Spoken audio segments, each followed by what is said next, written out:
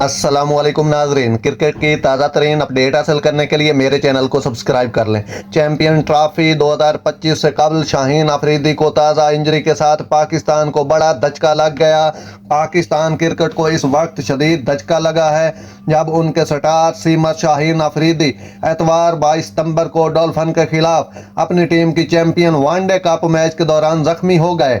اتوار کو شاہین لائنز کا مقابلہ ڈولفن سے ہوا، جہاں مؤخر الذکر نے ایک اعلیٰ سکورنگ سنسنی خیز مقابلے میں 16 رن سے جیت درج کی۔ افریدی کے لیے حالات بد سے بدتر ہوتے چلے گئے، کیونکہ جب وہ بلے بازی کے لیے آئے تو ٹانگ پر لگنے سے اپنے بائیں گھٹنے کو زخمی کر دیا۔ فہیم اشرف کی جانب سے ایک ڈیلیوری شاہین کے بائیں گھٹنے پر لگی، جس سے وہ بے حد تکلیف میں رہے۔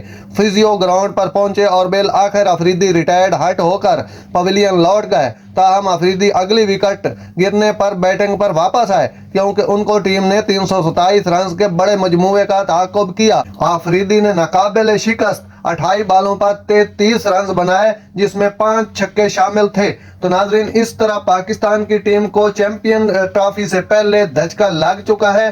آگے دیکھتے ہیں کیا بنتا ہے۔ ناظرین، ایسی بر وقت خبریں سننے کے لیے میرے چینل کو سبسکرائب کر لیں۔ اللہ حافظ۔